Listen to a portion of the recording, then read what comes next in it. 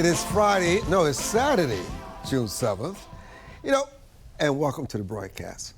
When a soldier enters a battlefield and faces off against a foreign nation, he accepting of the fact that he may be killed, wounded, even without a trial. When Chinese nationals come to our country intending to commit agro-terrorism, they have made themselves soldiers, and they should be treated as such. Make no mistake, the right of a trial, to a trial, a jury of your peers, and a fair hearing is paramount and is what separates us from countries like China and Russia. But we don't even have to get to the point. If a man robs a bank at gunpoint and begins shooting at the police, they will shoot him back, and they will be justified that they killed him. If an abuser lunges towards his partner with a knife and police are present, they won't need a jury or a judge or a trial to shoot him dead. The case of the Chinese nationals who attempted to destroy our agriculture through agro-terrorism are no different. They were and remain imminent threats to the lives of millions, and they should be treated accordingly. Can you imagine if an American were trying to make chemicals that would destroy barley and wheat and maize and oats in Russia or China or the Middle East?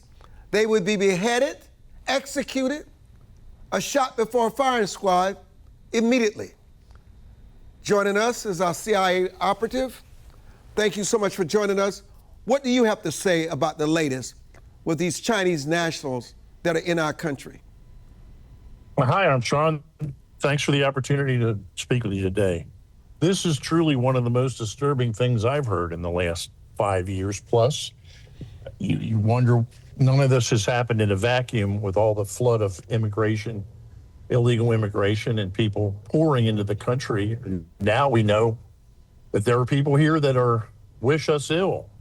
And it's just a matter of time before something else is discovered, or we end up with a cataclysmic event somewhere, an attack that is spawned by these soldiers that are here.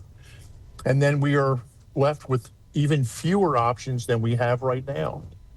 It's terrifying that this has been allowed to occur and been encouraged by government officials before today. Why won't the president just cancel every Chinese student visa in the nation and order all Chinese students expelled? That response, Mr. Operative, would cause visible, measurable difficulties for X's leadership team and within the CCP, given the fact that the president and Jinping spoke for the first time since January 17th on this past Thursday.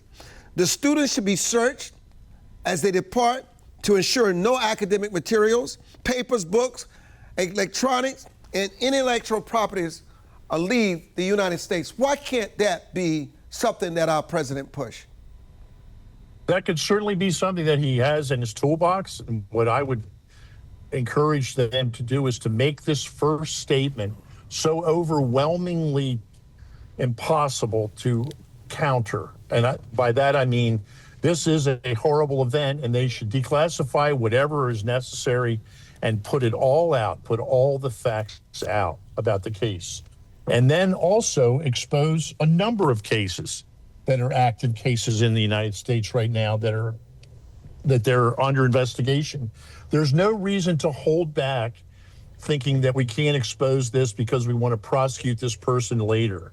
Now's the opportunity to deal a devastating blow to the Chinese, to stop what they're doing.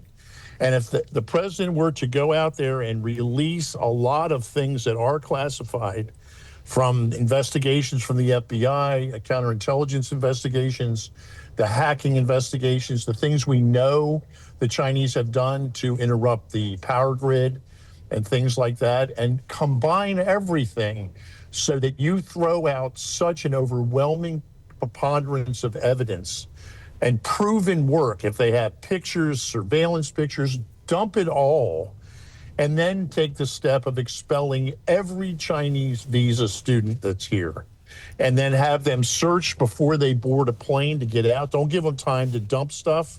Just say you got 24 hours to get out, and then seize everything that they're trying to take with them. If they've got electronic medium, if they've got textbooks, notebooks, written products, laptops, take it all and kick everyone out.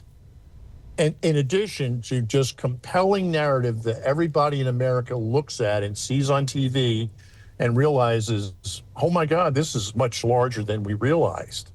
Because the president is a new president. Everything he throws out is going to be investigations that have been underway for a long time, or knowledge. So just dump it out. So, Mr. Operative, President Trump has made it known that he's spoken to Putin, and Putin has made it clear that he will, without any doubt and any uncertainty, retaliate against Ukraine. What will that look like? The Soviets have a couple of aspects of their military activities they're very good at. One is long-range artillery. And what has happened with this, I think, recklessly irresponsible attack, and I don't believe the U.S. administration, the current administration, was briefed on this. They know nothing about it and were as surprised as everybody else was, because this should never have happened. What they blew up with those drones was almost 30 to 40% of the strategic bombing capability of the Soviet Union. That same thing can happen to us, because we don't have the security system that in place at American runways where we've got things based.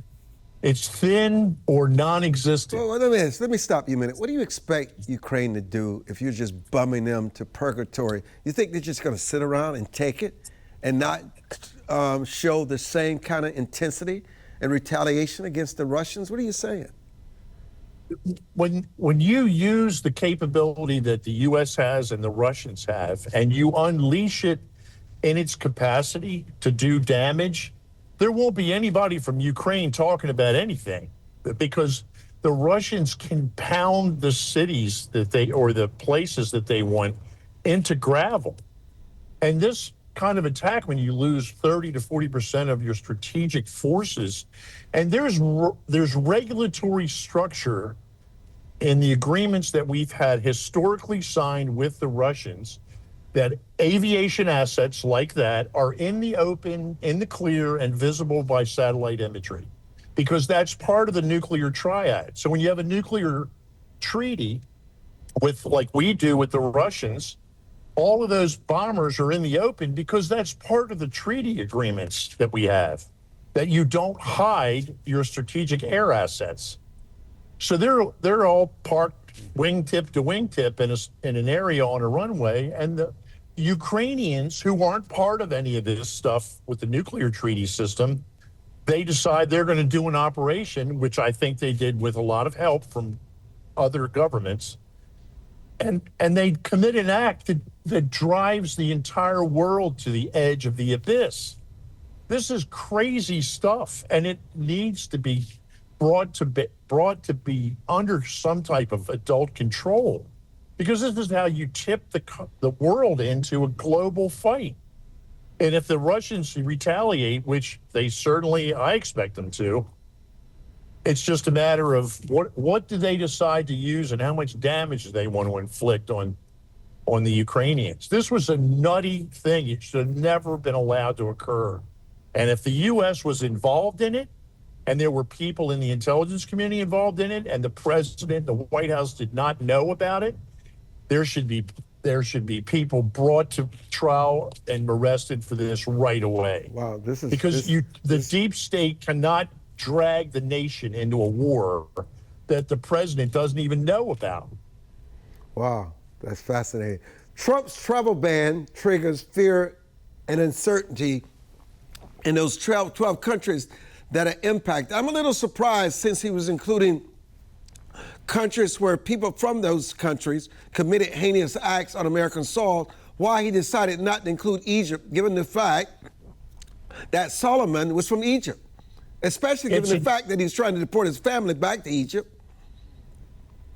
It's an easy thing to explain. This has been confused since the first Trump term. Because they didn't have any reference material when the first term was sworn in. Whenever you need to write a national security policy memorandum, you go to the safes that were in the National Security Council and you draw out something from the previous few administrations to get an idea of how to craft the memo. The Muslim ban was the thing that got into the news, and it turned into a big mess that they beat up on the president about because it has nothing to do with religion. A ban on travel and a ban on people that are being expelled back to countries, everything has to do with our liaison relationship. If you're going to issue a visa to somebody and the United States of America does not have a cooperative relationship with the host country liaison service to determine, is this person really a citizen there? Is their document real? Is it a real passport from wherever? And third is there a likelihood they will come back? They will go home when their visa is up. If you have no liaison, you cannot give them a visa. That's what this is about. It's countries that we don't have relationships with. You can work with the Egyptians because we have a cooperative relationship with the Egyptian police. So when you send a note from the embassy in Cairo, it says, this guy says he's a citizen and he wants a visa to go to America. What do you have on him? Does he live at this address? There's an elaborate process that goes into giving visas to people. And the big question is, well, is there a likelihood they'll come back? And is their document real? Do they have an electric bill in their house? Do they pay a bill? Do they have an address? Well, I got to tell you, people are in their house? Our dialogue today was very eye-opening on there's just certain Rubicons you don't cross, no matter how much you're at war and in conflict, and also why Egypt was not included on the list. We certainly appreciate your insights and your experiences that you share with us today. And thank you so much for joining us today, Mr. Operative. Oh, it's my pleasure. Thanks. And we'll be back.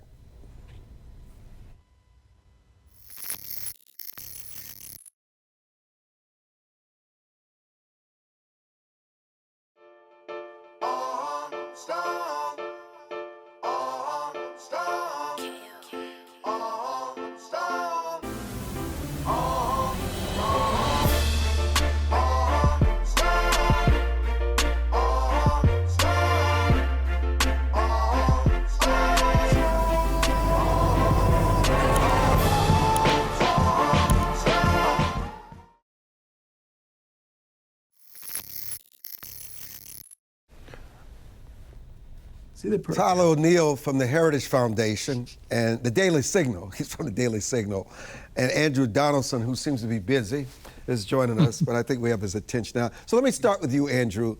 The Supreme Court rules that Catholic groups were unlawfully barred from a religious tax exemption. The officials in Wisconsin said groups linked to the Catholic Church were not eligible for an exemption from the state's unemployment assistance tax, but the Supreme Court felt otherwise.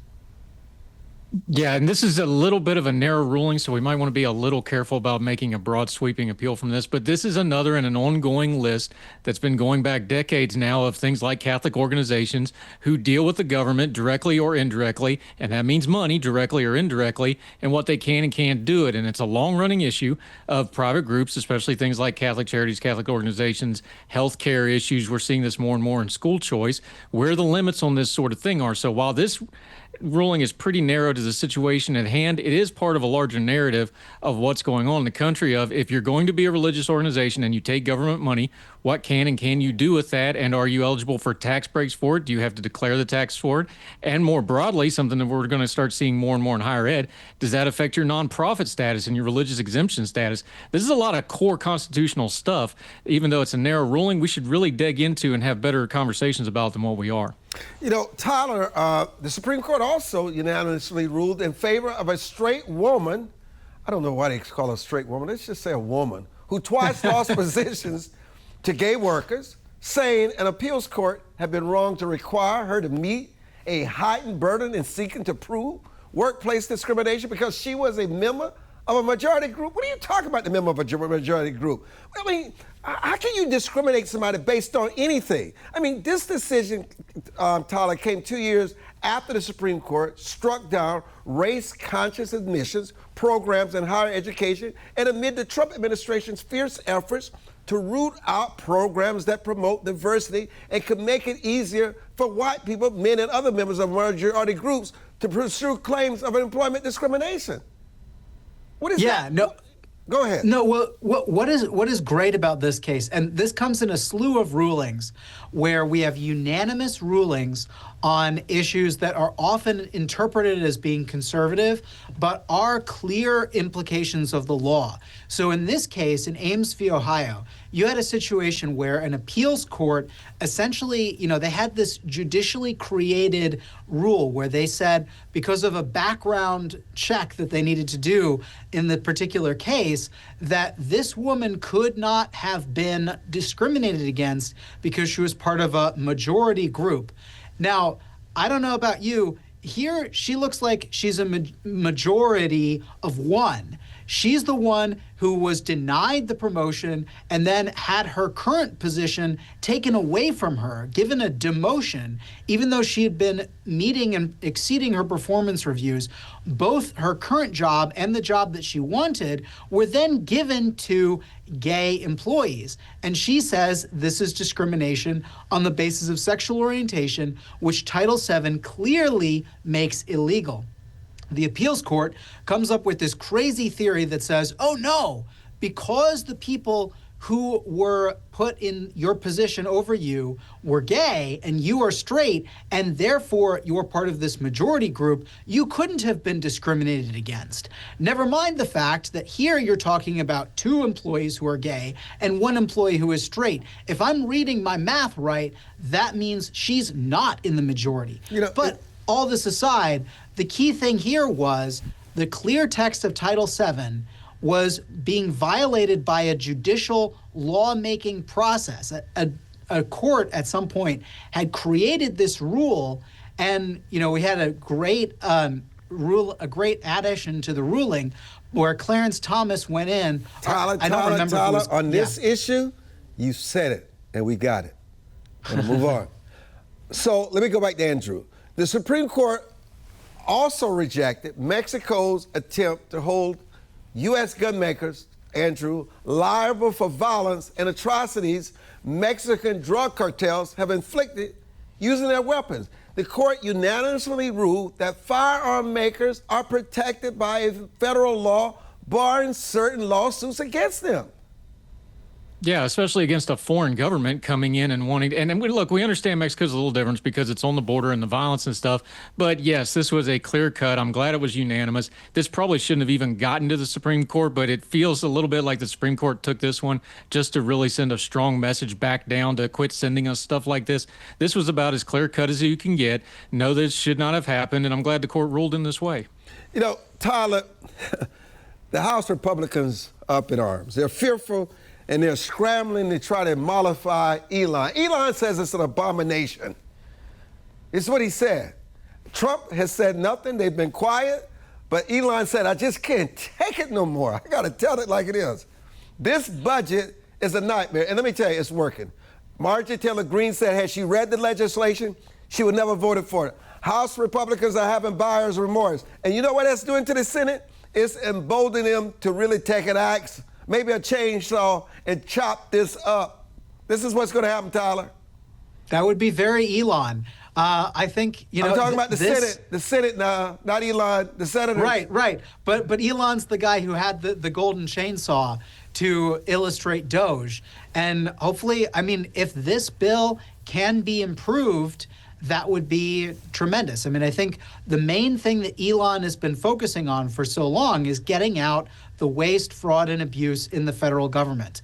And when you're talking about a major reconciliation bill like this one, certain deals have to be made in order to get it across the finish line. Republicans have majorities in both the House and the Senate, but those are very small majorities that they have to keep in order to pass this legislation. And so, Elon is putting the pressure on to make it as fiscally responsible as it can be. And I think that's a really important role here. But at the end of the day, the reconciliation bill is not going to look perfect from a standpoint of solving all the problems that we have with the deficit. Well, but I'm really glad to hear the pushback. Well, Andrew, we all know this is Biden's bill on steroids. I mean, come on, all the pork, everything is in it. But President Trump, for the first time since January 17th, Andrew, spoke with Xi Jinping. When you think about what's going on with the Chinese nationals and trying to create this agro-terrorism, the trade war between the two, they finally spoke. Will anything come out of this to stop this trade war? No, this is, it's good that they're talking, but we know back channels and the administrative officials and the officials from the Chinese government have all been talking throughout this thing. No, there's not really anything going to be done because for China, the tariffs are kind of a hard stop situation. And they're also very focused on their geopolitical goals and their military goals of expansion in the Pacific. So no, they're not really doing anything except biding time here. And they can because they don't have a midterm election coming up. They don't have a lame duck president. They don't have a political system to answer to. They have all the time in the world. They can string this out and their people can take a whole lot more pain because of their dictatorship than our people can who are getting ready to have an election pretty soon. And our government feels it, so they're perfectly fine to keep this drawn out as long as possible. It's good that they're talking on the face of it, but I don't expect anything to really change nominally for quite some time yet. So let's go back to Elon Musk, Tyler. Obviously, his EV tax credit was a big issue. And his guy, Isaacson, was abruptly removed as the nominee for the administrative of NASA, which really set him off. Mike, the Speaker of the House, saying that his buddy, Elon, won't take his calls. I don't know many people on planet Earth that won't take a call or return the call of the Speaker of the House of the United States. Well, maybe Elon Musk. What's the story here? Is the bromance over, or is it a principled position when it's all said and done and the smoke clears? Is it a principled position for Mr. Musk? I think that remains to be seen. I think it's very interesting to see him coming very firmly on these issues, and he's siding with Mike Lee on many different issues when it comes to holding the federal government accountable. I mean, just yesterday, Elon Musk and Mike Lee were talking about a proposal to amend the Constitution to say that if Congress doesn't pass a balanced budget, or that if the deficit reaches a certain level, then everyone in Congress should be ineligible for re-election. I mean, I like the idea of this sort of plan to put a backstop on these things, but at the end of the day, I think most of us know that's not going to come across the finish line. But it is very interesting to see Elon coming out there with these stances that really do sound principled on cutting back the waste, fraud, and abuse on the federal government. I think he is staking himself out as a warrior on these things from outside the government now, and it's a really fascinating time in Washington. What's the scorecard for President Trump 6 months into office, Andrew? Incomplete. You got to get your one big thing through the Congress. We know that from the last couple of administrations. You usually get one shot at one major piece of legislation, and this bill is in trouble. Now, they're going to pass something. They have to. There's no way they're going to go to a midterm without something on the books because, frankly, Congress has not done a whole lot that can't be undone by a next Congress if the Blues take it over. However, this is the thing. If he doesn't get this through, he's still got good opinion poll numbers on things like immigration. They're going to keep talking about that. But if they don't get this bill through, this thing's going to come apart in a whole lot. And that lame duck stuff is going to come very, very fast and furious. They've got to get this through. Once he gets this through, then they got something to crow about. Then they can get back to popular things like immigration and dealing with the economy. But if this thing comes apart, you're going to have a rebellion in those people that are going to be standing for election in the midterms against the administration itself. Infighting is not going well for anybody. And no matter how disarrayed the Democratic Party is, if the GOP just projects chaos, they're going to be in real trouble come 2026. You know, Tyler, the bodies of 2 American hostages were recovered from Gaza in a military operation. Just another sad reminder. Yeah, I think these reminders are important. I think it's also important to remember this past weekend, we had a terrorist target people who were in Boulder, near where I was born and grew up. I've been to the Pearl Street Mall, and he threw these Molotov cocktails and used a makeshift flamethrower, attacking people who were just walking in solidarity to remind people that we have these hostages in Gaza, that the Hamas militants and some of their supporters crossed the border into Israel, engaged in rape, murder, and then took these hostages, took them back across the border, and now we have to be reminded, there's a reason why Israel is engaged in this war in Gaza, and I think we cannot we can't afford to forget what happened on October 7th. Finally, why does this hatred and this ignorance comparing what Israel is doing to genocide? I mean, gunning people down because they're Jews, targeting them because they're Jews. I mean, and it's now happening in the United States. We see this in Paris. We see it all over Europe. Why does this continue, Andrew? What needs to change? I mean, shock, but not surprise. We need a new mantra. Well, we've got thousands of years of history of anti-Semitism globally on a scale. Remember, there's a reason that Israel was created in the first place, because they were scattered all over the world. Now, there's a way that, of course, the Israeli government, the elected government, has opened all sorts of criticism. We can criticize their policies. We can criticize their military operations. We should, even though they're a friendly country, friends hold friends accountable. We should be on them about the way they conduct themselves. But when people say things like globalize the intifada, that word means something. They really do mean Jews wherever you find them worldwide, and hold them accountable for every insult, real or perceived, against Israel and Gaza and Palestine, and they blow it all together, and then a lot of that anti-Semitism comes into play. We have human history telling us this isn't going to end anytime soon, and we shouldn't get trapped in the moment and say, no, this is hateful stuff that always leads to violence and always leads to death. And when we're dealing with politics and policy, if you can't separate those two, then it's telling you that your prejudices are overtaking whatever you're actually putting the political nomenclature on. It's pretty clear cut through history, and this is just our moment to live through it, and we should address it as such. Well said, Andrew and Tyler. Thank you both for joining us, and we'll be back.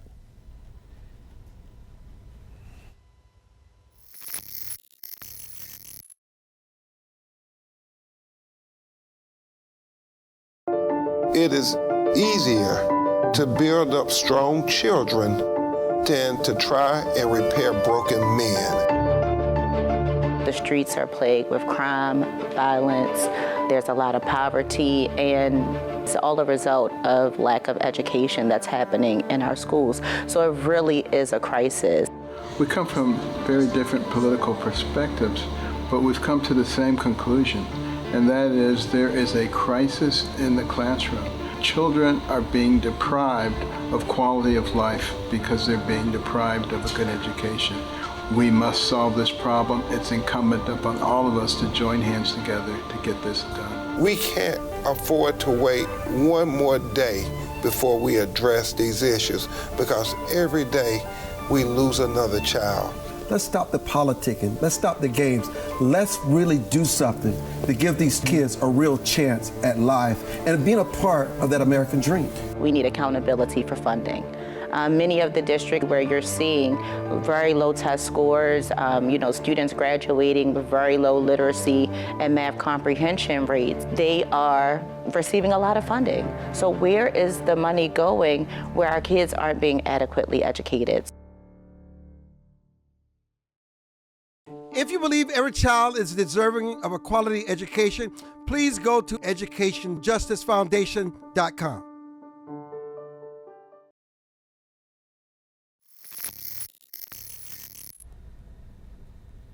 Phyllis Rabinowitz joins us, and she's the co-founder of the Our Baby Foundation. But her story is fascinating because it does address the most precious things that on earth, and it's the children, especially the babies. And she had an experience in childbearing, or a child being ill, I would say, that has changed her for the rest of her life, and has put her on a mission that she will accomplish at every turn and tell that story no matter where she is.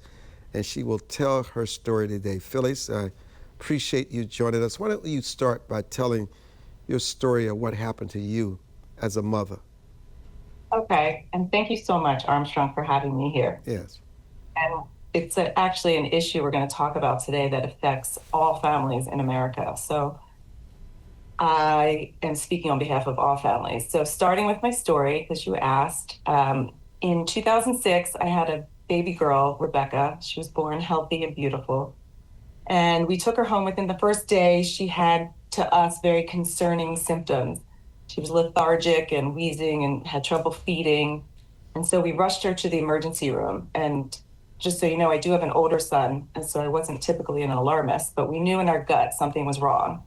So when we went to the emergency room, we were met with doctors that were pretty dismissive and said we were being overprotective, neurotic, that our daughter was fine. And we wanted to believe them, and we pleaded with them because we really thought something was wrong, but they basically diagnosed her with a common cold and said, take her home. And we took her home, and unfortunately the next morning, she was crying inconsolably, and we went back to the emergency room, and she was pronounced dead there. And the reason why I share my story is because many things went wrong in that scenario. We later found out she was diagnosed, she had contracted an enteroviral infection that older children can fight off, but she didn't have the immune system because she was a baby. So the doctors in that scenario did not recognize that she was sick, and they did not readmit her and give her supportive care, and she did not get her best chance of survival. So what is so painful about the story is that we believe it's preventable. So we quickly learned that many emergency rooms are not pediatric ready. And actually there's 30 million visits a year to emergency rooms from children. And 80% of those ERs are not pediatric ready. And what that means is, like my daughter, Rebecca, over 2,000 deaths occur each year from lack of pediatric readiness in ERs. That's 2,000 preventable deaths. So the issue, Armstrong, is ERs aren't pediatric ready. There's 2,000 deaths a year, but the news and why I am pleading and yelling from the mountains is that there is a solution. There are life-saving, proven guidelines from top pediatric experts in America that say how to get pediatric ready, how to get all our emergency ERs ready. So there's the issue, there's a solution, and it's cost effective. It is under $12 per child in each state to correct this enormous crisis going on in America. Well, you know, this was 2006. We're talking about 19 years later. Have they made substantial progress? They have made some progress, not substantial. So this has been a well-documented issue in the medical community for the last 30 years. A lot of parents don't know this. But in the last 3 years, the lack of pediatric readiness has been tied to mortality, the 2,000 deaths I've been talking about. So it's been getting more attention, and some progress has been made. For example, in states like Texas and Florida, there's starting to become some legislation that you have to have mandatory simulation training in ERs. So there's been some progress. Trauma centers now have to be pediatric ready, but there are still thousands of ERs in the country that are not pediatric ready. And why not?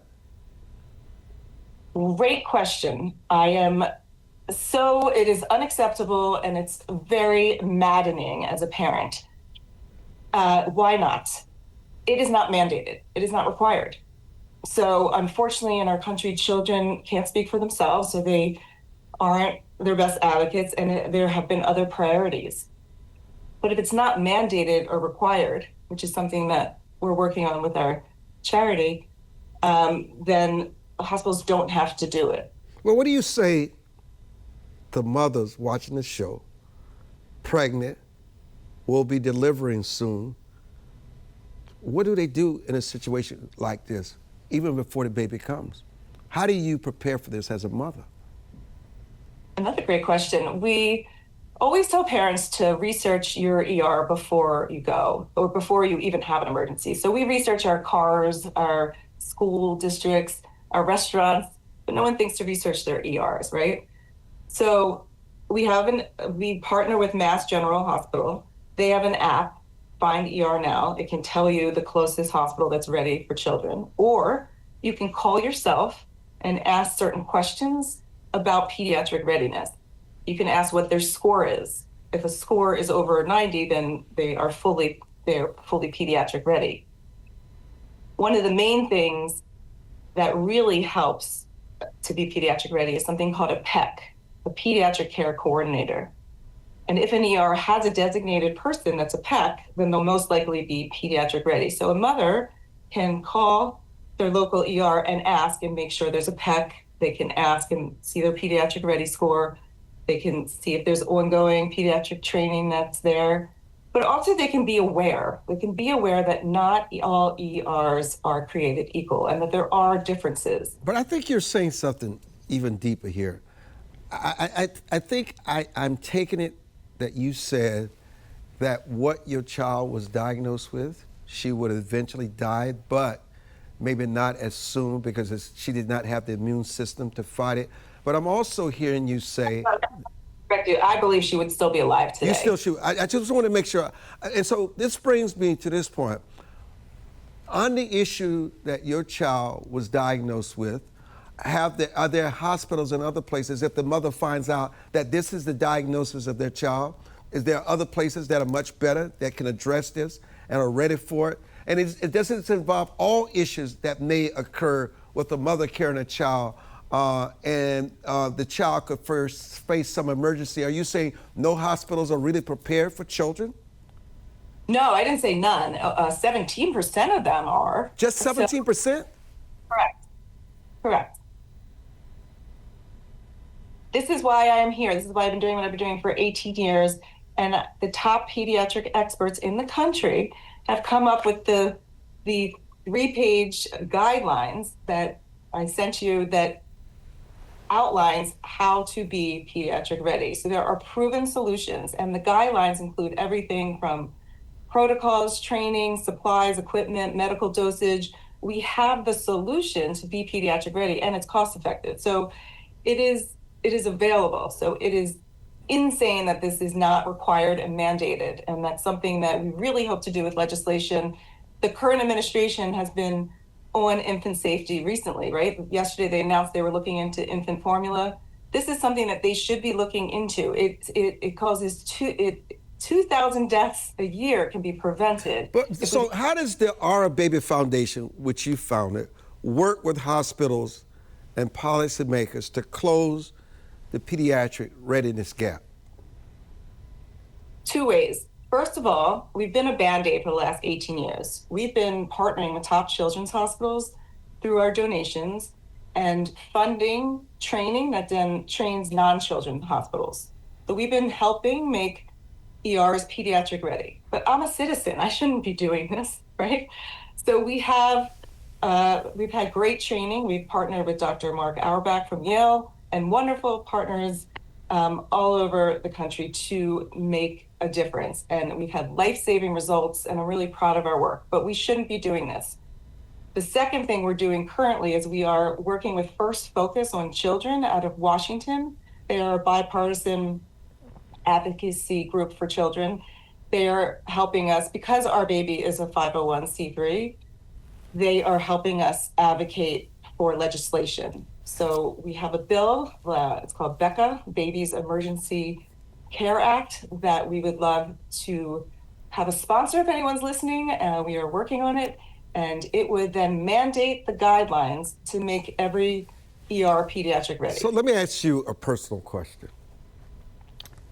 Do you as a parent feel guilt that this happened to your child and you feel there's so much more that you could have done, and what you're doing now is continue to heal, is to save other mothers and parents from this kind of trauma? I don't know if the word is guilt as much as it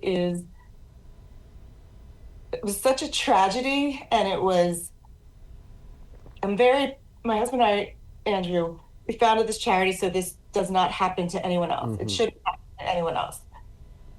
It's an issue that we want fixed. It's an issue many parents don't know about. So we've been trying to raise awareness and change. So it drives me that her life had some purpose to hopefully help save other children's lives. So that is the drive to hopefully, save lives. And this is, again, fixable. Well, you know what? Guilt is not the word. You have made this your burden for others. Yes, Yeah. This is my life's mission. Yeah, it is.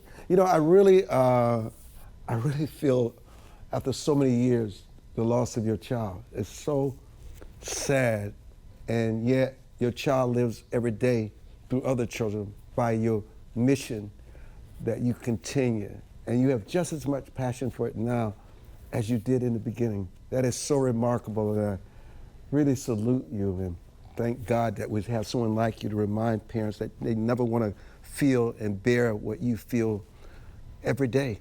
And so thank you for joining us today. We really wish you well. And we would like to continue to have you on to update us on the progress that we're making here with this pediatric issue as it involves children. Thank you. Thank you for the opportunity to speak on it. Thank you. Yeah, my pleasure. And we'll be back.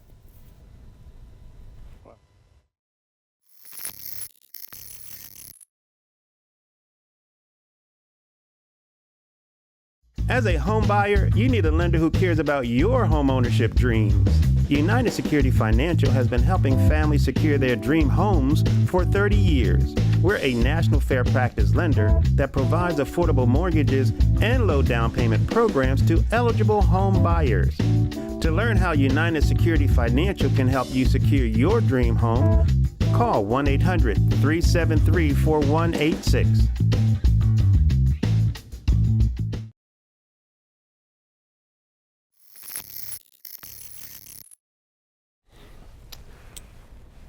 Reid Rasner is a fourth generation Wyomingite and businessman and an advocate for Wyoming's future. We're going to discuss today safeguarding human rights online. And I know Reid is in the process of trying to buy TikTok. We'll get in that in this conversation. But how do you ensure freedom of expression, access to information, and freedom of association online? How's that done? Well, we have a First Amendment right, so it's pretty easily done. We uphold the Constitution of the United States of America, and your First Amendment grants you 5 freedoms. One of them, your right to freedom of speech. So if we uphold that, and then you're allowed to say and express yourself in meaningful ways that are protected across all social platforms, which it's a terrible thing to think about, but it'll be the first time this is ever actually done. What are the safeguards? Your constitutional rights. But what happens when people ignore those rights? I understand what you're saying. And if they were respecting and honoring the constitutional rights, we would not have this conversation today. So what are the safeguards that are necessary now? I guess allow me to buy TikTok so I can safeguard your constitutional rights. Right now, Mark. So you've made headlines with your $47.45 billion bid to acquire TikTok. Just walk us through the motivations behind this and how, if you were able to buy TikTok, how you could ensure that these safeguards are in place. Because I think that's what you're trying to say here. Sure. Okay. So we're up against a June 19th deadline where President Trump can either offer another stay of execution through executive order to ByteDance, or he can grant us the ability to purchase TikTok America. And with that purchase, we're going to create President Trump's sovereign wealth fund. We're going to call it the Freedom Fund, and we're donating 5% of our nearly $50 billion bid back to you, the American people. We're doing partnerships with states like South Dakota and Wyoming to ensure that your data is protected at the highest levels possible through quantum computing, cybersecurity, and artificial intelligence. And we're advancing that technology rapidly to ensure that your data is protected and no longer used against you in nefarious ways or shared with foreign adversaries. And that's truly what this is coming down to, especially when we talk to regulators. Ensuring that you have the freedom of speech on our platform is a basic right. It's a constitutional right that we're all granted under the First Amendment. And I believe it's the First Amendment for a reason, because our founding fathers had the foresight to realize that if you don't have a freedom of speech and religion and press, then you might have a bigger problem. And it's backed by our Second Amendment for a reason, because we can protect that First Amendment. So I say to you, get off of all of the meta platforms, get off of YouTube, get off of these other platforms that censor you, suppress you, restrict you, ban you, and don't allow you your very essential First Amendment rights. And come over to Rasner Media's America TikTok, where we will not only ensure that you have the right to freedom of speech, but we will guarantee it for the first time ever. The internet is a crazy place, and for the past 2 or 3 decades, you've been highly, highly restricted and censored across. How do you plan to deal with the Chinese Communist Party? Because in some way, hook or crook, if you're able to do this, they're going to be your business partner. No, ByteDance will have a 20% stake in the company, but the Communist Chinese won't have any stake. In fact, the law ensures that they don't have any stake in this. It calls the simple law that they passed in the last administration and signed into effect, says that it has to be a full divestiture of the algorithm from China and ByteDance. And you actually think they're going to do that? They have to do it. The simple fact is they can have 20% of our company, which is looking to be close to $1 trillion company over the next 5 or 10 years, or they can have 100% of nothing and ByteDance and TikTok go away forever. And our feedback from around the world, when we talk to users in the UK, or we talk to users in Canada or Mexico, or all over the globe, when we talk to them, TikTok is not a good app without American users. So America built the app, America drives the app, and America will continue to be a force with that app. So let me get into let me get into the details a little more then. So your proposal includes relocating TikTok's U.S. operations to Wyoming. I guess you envision this move impacting both the platform and the state's economy. You've also introduced the founders' TikTok initiative, allowing users to invest in TikTok's future. How does this model and all this aim to reshape user engagement and ownership in social media? And what about the data privacy which has been a major concern with TikTok's current ownership? How does all this acquisition plan to address these concerns, and what measures will be implemented to protect the user data? Yeah, so we're going to bring your data to not only American-owned data storage facilities, but also American-owned cloud space. It's going to be owned and operated and secured by American advanced quantum computing, and we're going to protect that intellectual property and own those patents. We're not going to share them with the rest of the world. Our cybersecurity technology and our AI, and we're advancing that rapidly through public-private partnerships. And it's not just TikTok you should be worried about. Mark Zuckerberg is in a little bit of hot water too for selling your data back to the Chinese. This is about profit, and at Rasner Media and America TikTok, when we own this platform, we believe your data is yours and you own it. And if you say, Reid, don't use my data, don't store my data, I opt out, you'll be able to opt out and still access the app. But if you say, Reid, do use my data and take my data, that's fine. We will profit share in the data with you. So when we use your data to small businesses so that they can market their goods and services to you, for every dollar spent, you'll take a profit share in that with us, because it's your data at the end of the day. And whether you're on Facebook or you're just over on Candy Crush playing games, your data is being collected.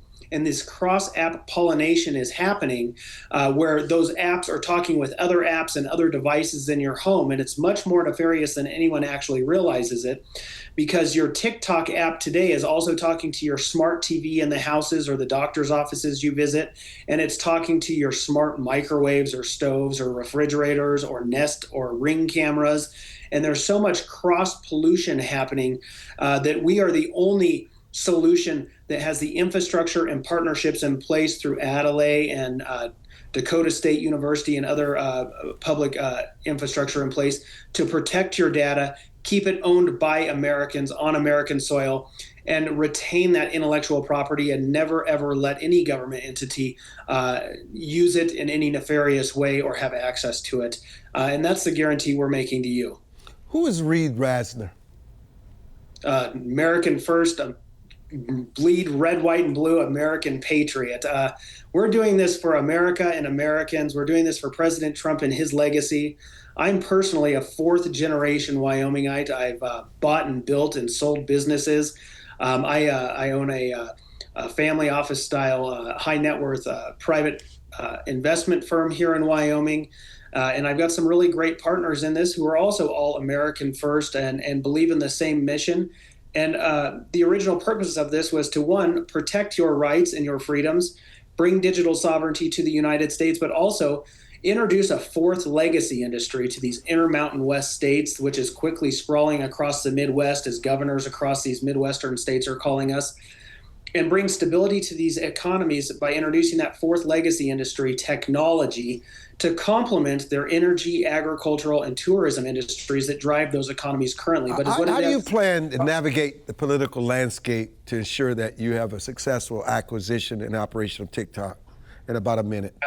I'm doing it right now. So Governor Larry Roden of South Dakota came out and endorsed us, and we've been having really great conversations with members of Congress, the United States Senate, the administration, and several other governors from Wyoming and Idaho, Montana, all the way to the East Coast. Governors are interested in this. Local legislators are interested in this. The financial ecosystem I'm building, the technological ecosystem I'm building, and the infrastructure I bring is tremendous. They see the vision 20, 30, 50 years down the road. They believe in it, and they know it's going to impact their state in a very positive way for generations to come. And I'm proud to lead the charge.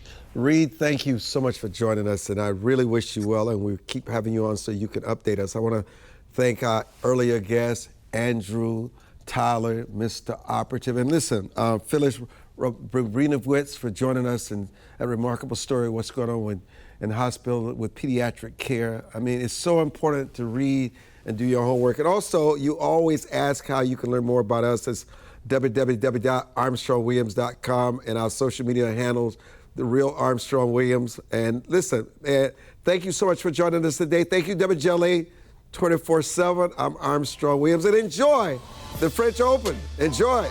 I think it's Alcaraz and Sabalenka. Coco's tough. I'm out of here.